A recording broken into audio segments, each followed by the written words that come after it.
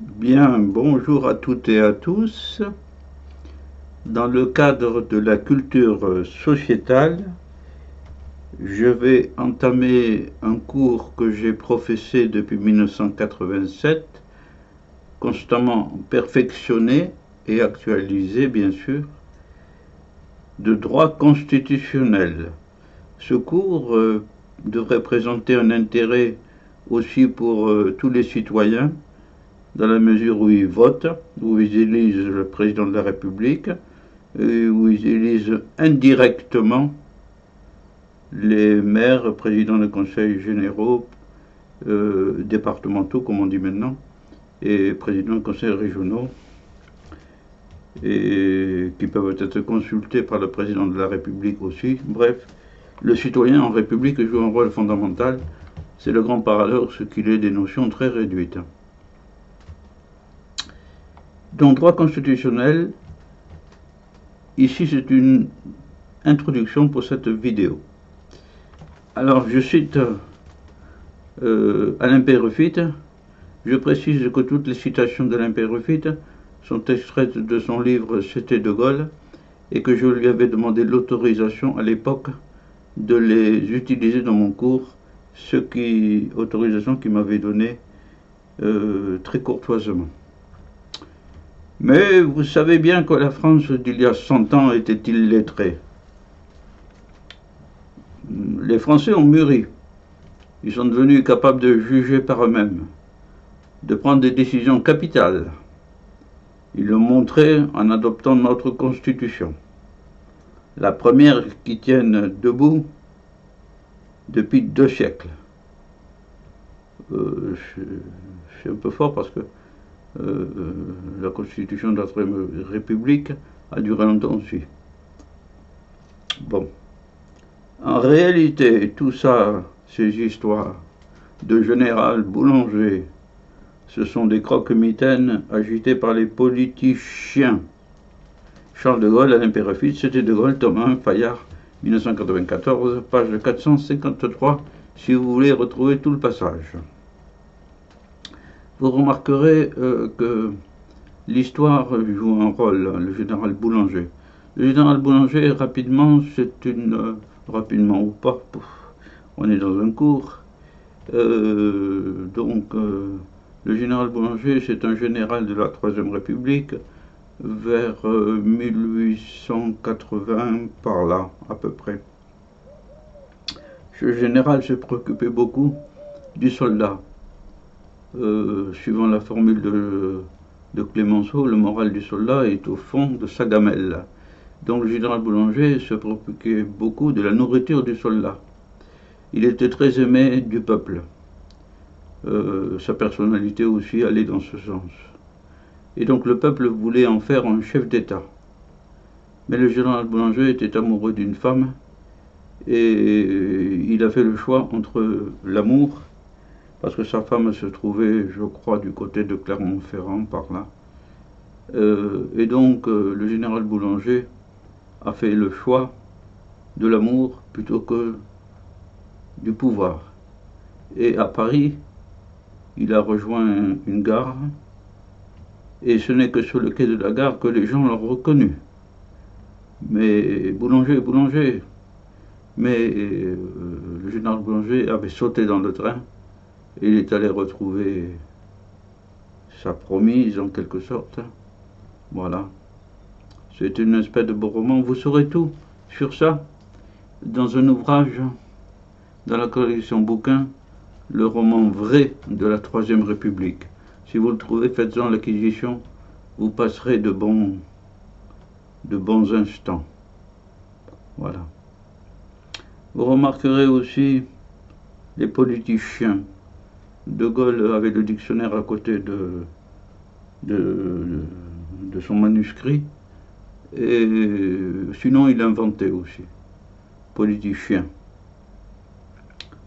Note, les institutions actuelles sont largement issues de la pensée du fondateur de notre République, Charles de Gaulle. Les citations du général proviennent d'un livre d'Alain Peyrefitte, ancien ministre introduite, avec l'accord de ce dernier. Oui, il y a une coquille de ce feu.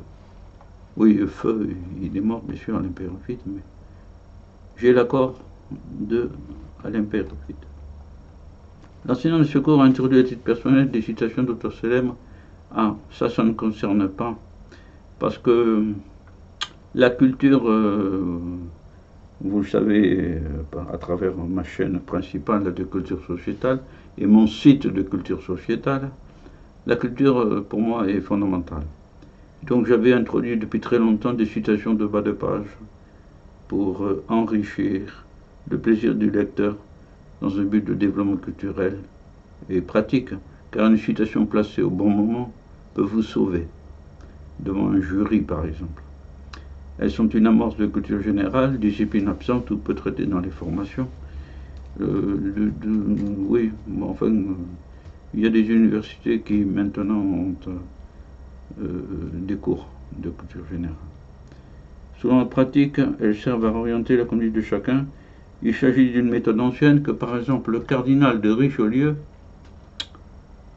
illustre personnage, celui qui a inventé la charge de Premier ministre, avait adopté dans son ouvrage « Instructions et maximes que je me suis données pour me conduire à la cour ».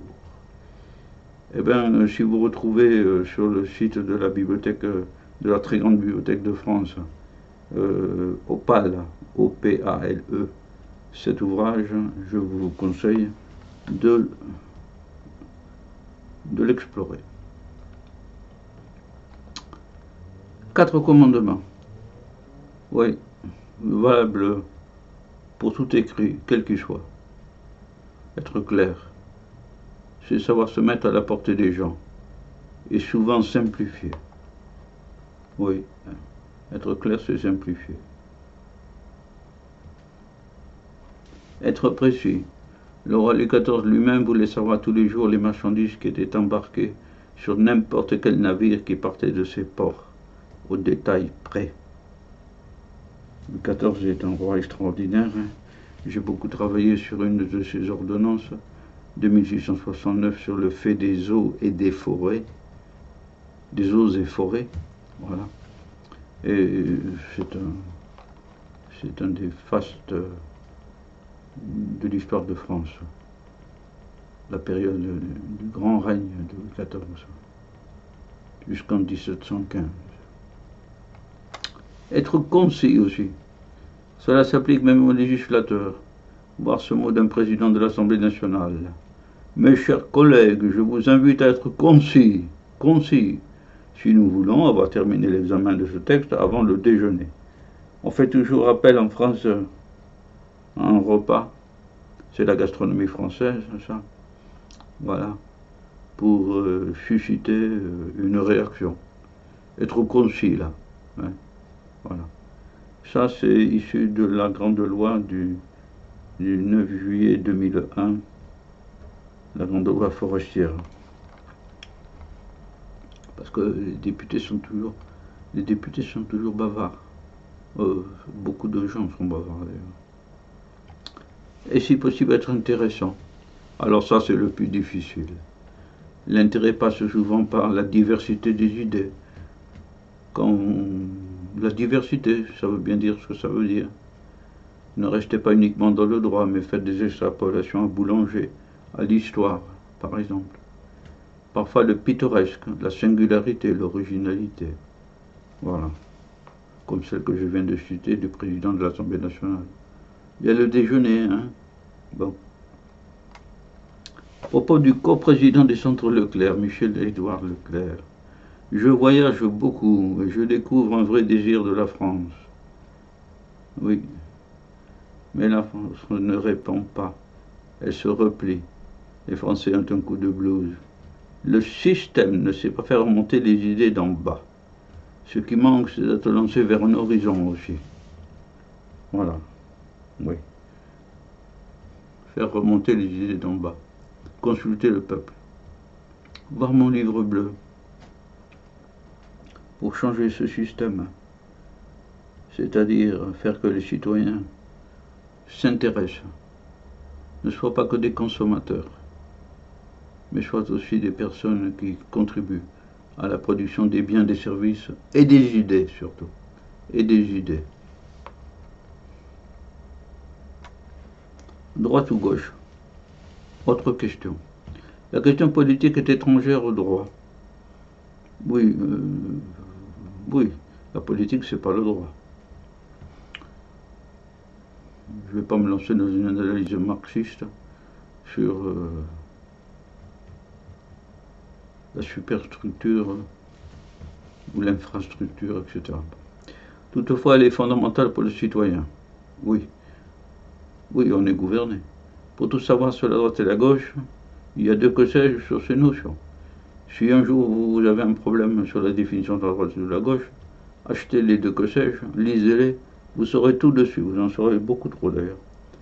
Mais retenez quelque chose. Mais un critère est simple. Oui, j'ai fait pendant très longtemps aussi un cours de droit fiscal. Celui qui veut réduire ou supprimer un impôt sur la fortune, exemple, impôt de solidarité sur la fortune remplacé par l'IFI, est plutôt ou franchement à droite, sauf exception. Oui, oui, c'est vrai. À l'exception des très grands patrimoines qui veulent être soumis à un impôt. J'ai travaillé pour le Japon il y a assez longtemps, fait une partie d'un code du Japon. En France, j'ai mis un chat là. Vous remarquerez que c'est un chat vu de dos. En France, il n'y a jamais eu de taxe sur les chats, mais il y en a eu une sur les chiens. Ouais. Après tout, chez les anciens Égyptiens, le chat était sacré, et au Japon presque. Quant à André Malraux qui avait un chat, il s'est fait enterrer à côté de son chat préféré. André Malraux, ministre de la Culture de Charles de Gaulle. Charles de Gaulle, en plein Conseil des ministres, avec comme Premier ministre Georges Pompidou, disait excédé en s'adressant à André Malraux, en l'appelant par son prénom, ce qui était le seul cas où de Gaulle appelait quelqu'un par son prénom. Mon cher André, vous me sauvez de la médiocrité. La médiocrité.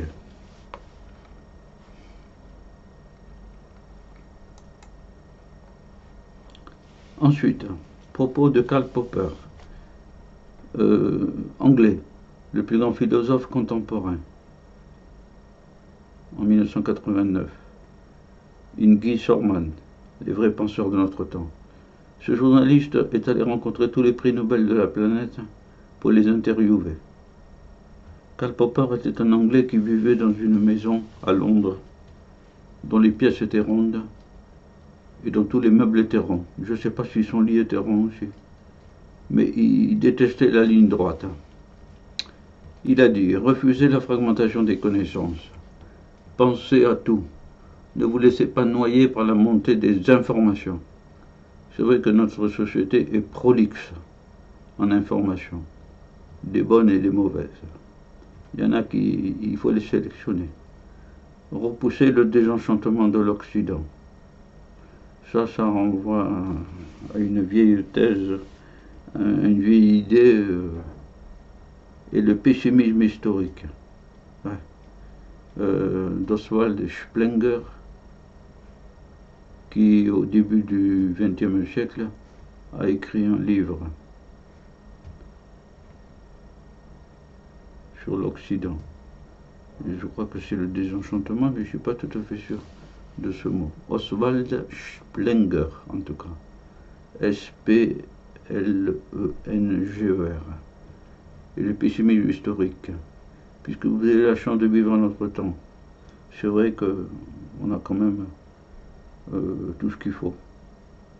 Quand on a de l'argent, on peut s'acheter un frigidaire, on peut s'acheter un congélateur, on peut s'acheter une cuisinière, une machine à laver, etc. etc. On a des médecines sérieuses. Ne soyez dupes de rien, ni des modes.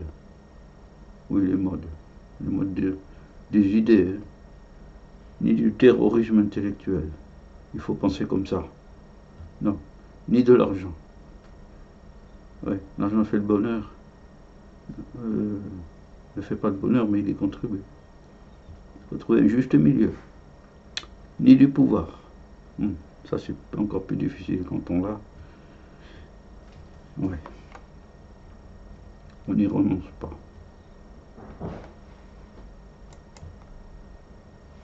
Mémoriser. Chaque année, des étudiants se demandent comment mémoriser tant d'informations. Il y a les mémoires naturelles et les méthodes de mémorisation. Il y a aussi le précepte, plus on connaît, plus on aime. Oui. J'ai mis sur cette chaîne, à destination de ceux qui veulent étudier, quel que soit leur âge, une méthode de mémorisation et deux autres vidéos de méthodes. Mémoriser, c'est aussi comprendre dans l'alchimie de la pensée.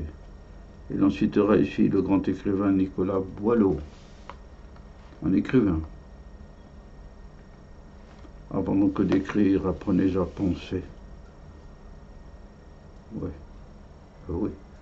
Il faut commencer par penser d'ailleurs. Et ça s'apprend. Selon que notre idée est plus ou moins obscure, l'expression la suit au moins nette ou plus pure. Oui. Ça, c'est le schéma de la pensée. On commence par avoir une idée, elle est plus ou moins obscure. Ensuite, on se met à parler. Des fois, on bafouille, parce que l'idée n'était pas claire. Des fois, on précise cette idée, elle est plus pure. Ce que l'on conçoit bien s'énonce clairement, et les mots pour le dire arrivent aisément. Ça, c'est très joli, c'est le plus connu. Travailler à loisir. Bon. Quelque ordre qui vous presse. Mais travaillez tranquillement, quoi. Et ne vous piquez point d'une folle vitesse. Car à l'époque de Boileau,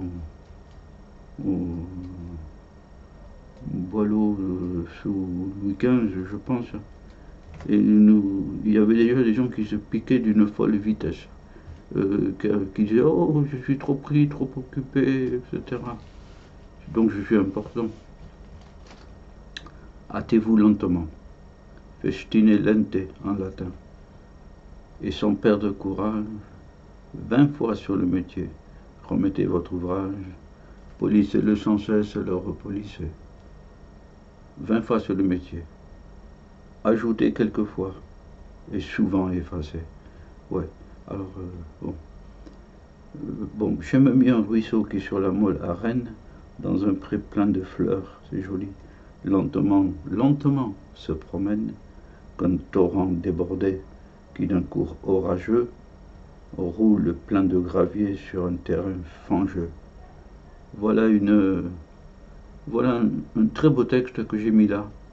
Vous pouvez l'imprimer, vous pouvez l'apprendre, vous pouvez le méditer.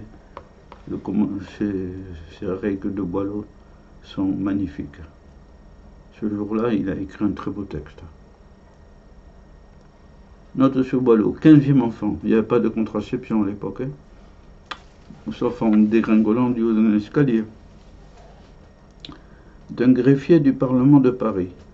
Ses parents le destinent au droit, mais c'est la littérature et la poésie qui l'intéressent.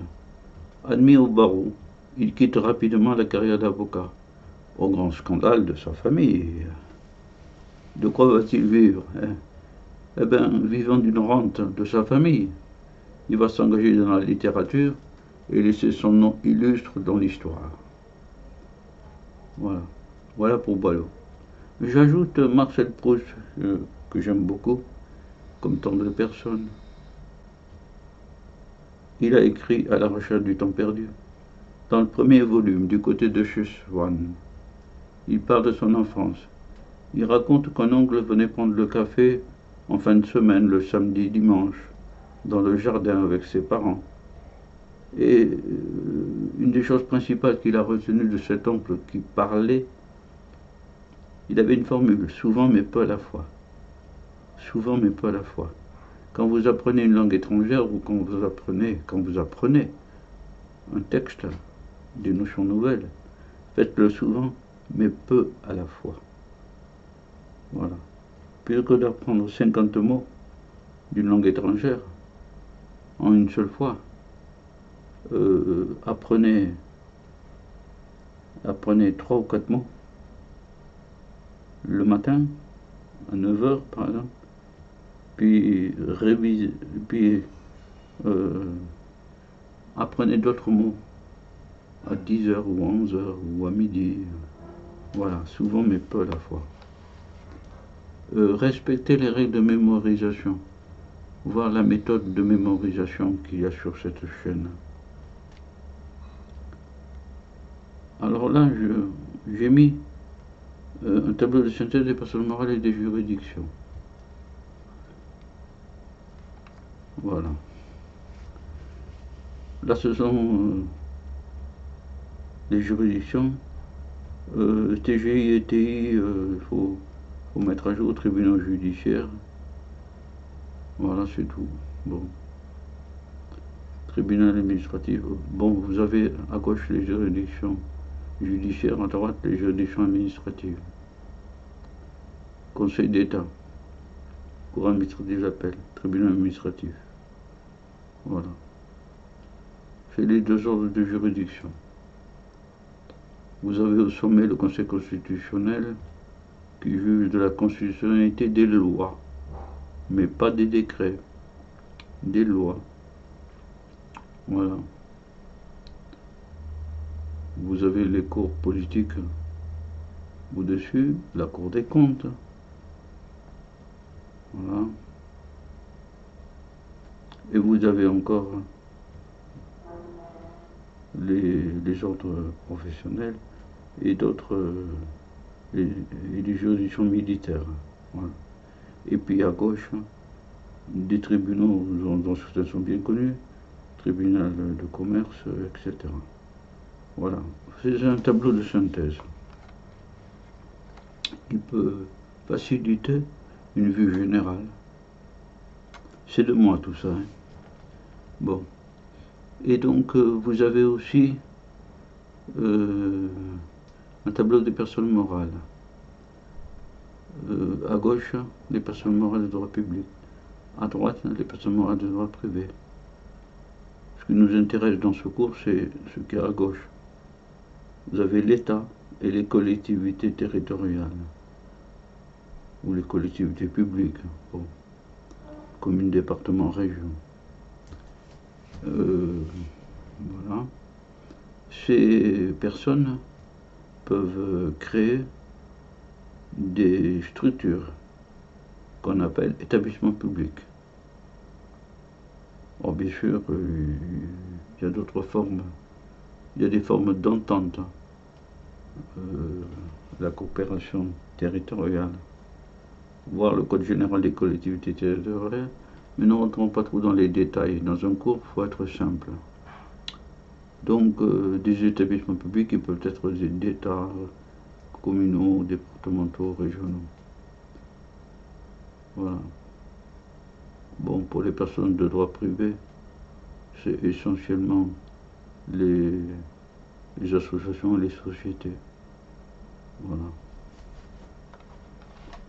Je vous laisse explorer ça un peu plus.